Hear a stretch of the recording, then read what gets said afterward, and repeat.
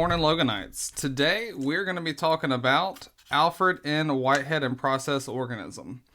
I'm doing this because I've spent way too much time this past week just trying to figure out what this philosopher is talking about. So, if you're watching this, just take these little tidbits and hopefully you don't have to waste all your time trying to understand it like I did.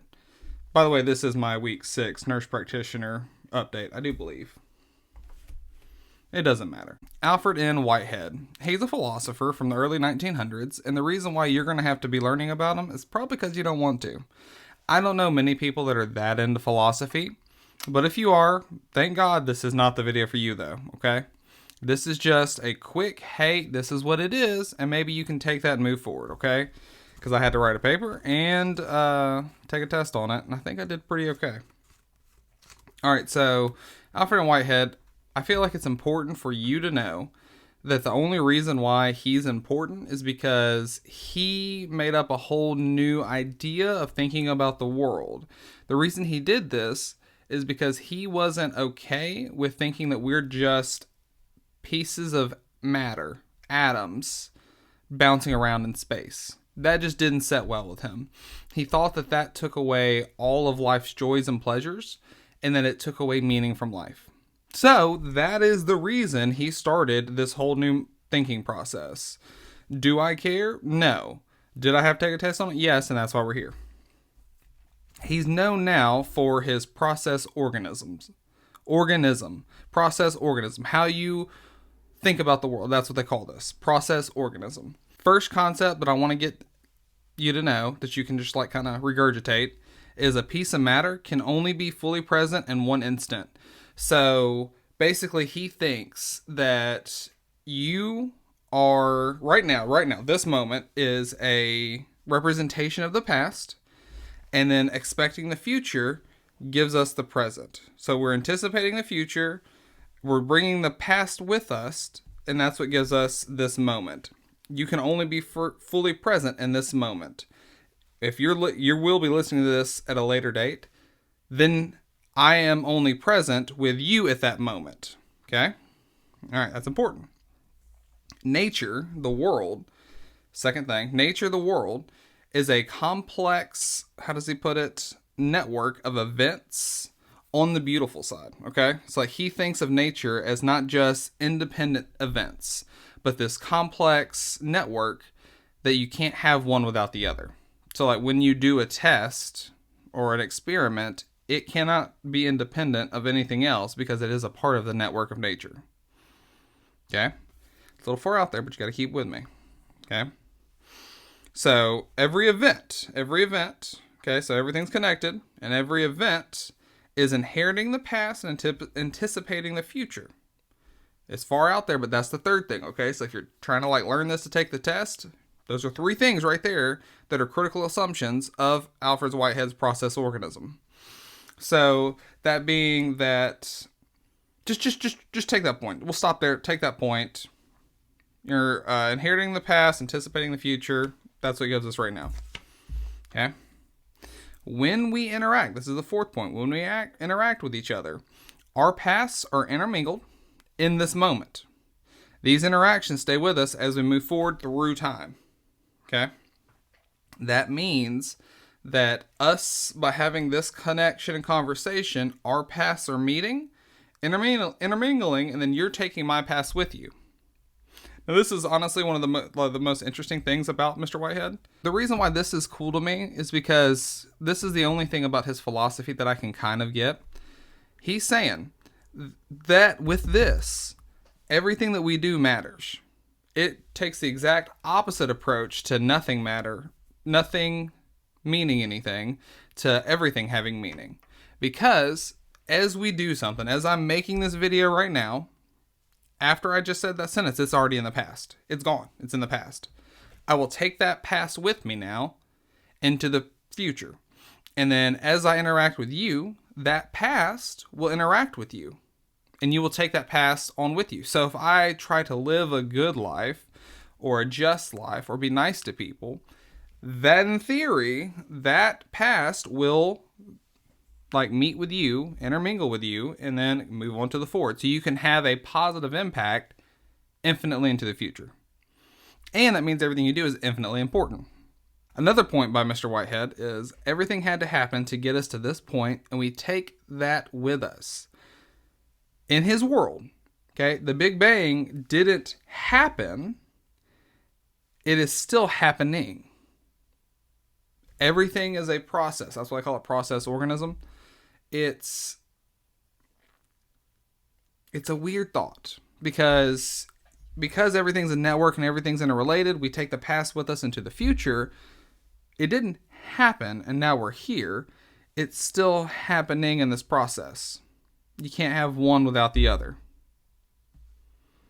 It's far out there, I'm not going to lie. It is, but that's where we're at. Concrescence. Now, Mr. Whitehead made up his own language, and I wish I would have known this, that he was so upset with the status quo. This is him reformatting everything to be like, this is how it should be. But that's the whole thing about philosophy and theology. You can't prove anything right or wrong. So, all you have is thoughts. I don't like that. That's a side note. So he comes with this word. He makes his own language to kind of describe these things that he wants the world to be like. So, concrescence is kind of out there. Concrescence, the many become one and are increased by one, and that is the new experience. I still don't get it, and I've read it many, many times. But the best of my ability, this concrescence is him saying that the only way things are the way things are now is that there is a rotating and repeating event that always comes back to the same thing. I'm just going to go ahead and say no concrescence, know that term, and know that it means that many become one and are increased by one. That's a tough one for me. But what I want you to mainly get out of this is that is a term you can use in your paper. That is a term you can use in your discussion boards or whatever, or just look that up and try to understand that instead of wasting your time trying to figure it out through his book or because I had to read his freaking book. Read his book or these YouTube videos that go on forever and ever and ever and never really meet the meat of the subject. That is what I'm trying to prevent for you because I spent too much time on this. So just concrescence. Another big thing that he is known for is the fallacy of misplaced concreteness. Basically what he thinks we've misstepped in is that all these theories about how we think the world works, really starting with Einstein, moving forward into quantum mechanics. Basically, he doesn't want us to get so far away from what our living experience is that it doesn't relate.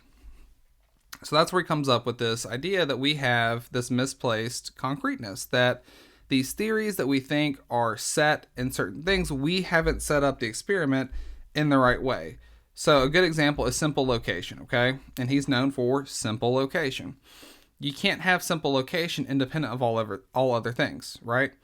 Because it's going to be in reference to something. Even your longitude and latitude are according to the Earth. As the Earth rotates and spins, it's going to move. Planets are going to move. Things are happening all the time in this universe that we live in. So you can't just have simple location. That's why you can only be present in one moment at one time in that instant. Because everything's constantly changing with this complex nature of events. So what he wants to kind of get out there in the world is this fallacy of misplaced concreteness where, hey, that experiment that you set up, you can't just say it's this way because even your simple location, it's not just simple location, that could be messed up. So if we know that's messed up, how much of this relates to the world as it is that we know and live and experience? It's a lot.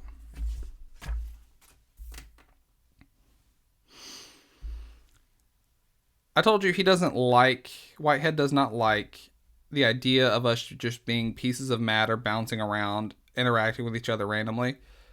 In his world, we are not just pieces of matter.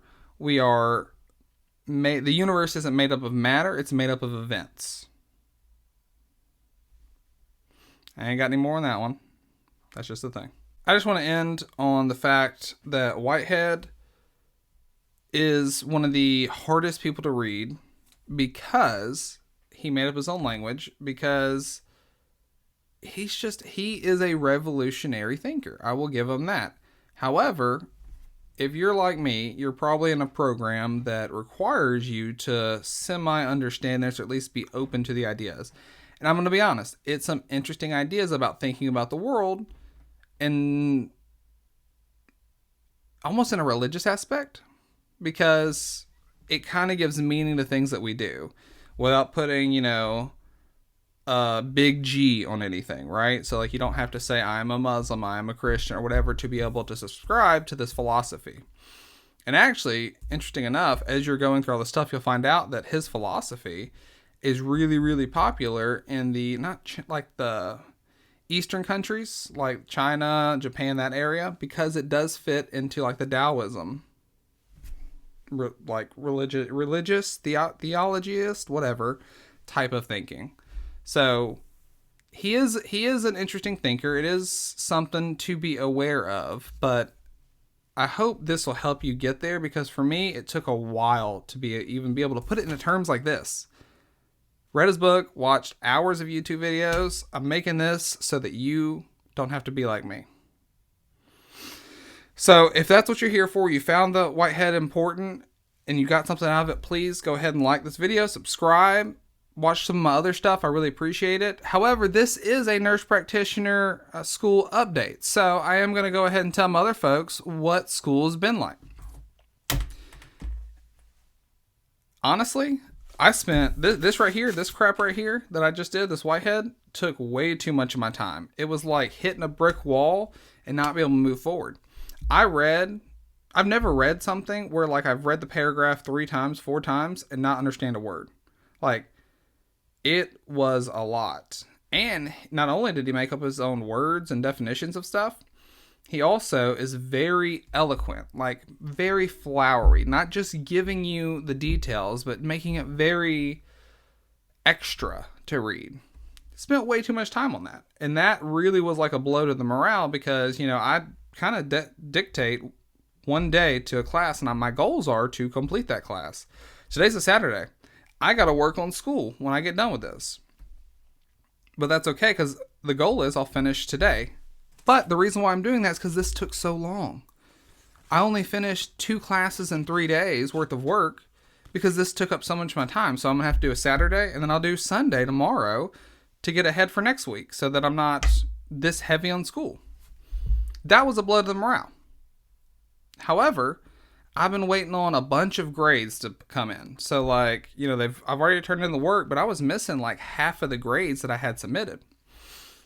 Yesterday, I get up, I do some reading. I'm like, you know what? Let's see if these grades came in, because I've been waiting on them for like 2-3 weeks, and that many grades can completely ruin your average. So I get on there, I pull up my phone, I look in there, and wouldn't you know, all the grades are in there. All the grades for all the classes I was waiting on. So it was 3 classes I was waiting on these extra grades to come in. You know what my grades are? 100. 100 in economics. 100 in freaking philosophy. 100 in, not epidemiology. I got a 95 in epidemiology, but 100 in the other one that I do. I forget what it is. But hold on. Oh, it's the DMP seminar project. 100 in the DMP seminar project, which is just, papers and like learning how to do research. But that was awesome. The work is actually paying off, and I have so many points on the board now. I feel strong in those averages. That's what I needed, man. That is what we needed. This is why school's so hard and it can be defeating, is, you do all of this work and then you don't see the results. And let's say I didn't see the results in the grades. The grades were actually bad. That's a blow. I don't know if I would, it's hard to keep the motivation when that kind of stuff happens.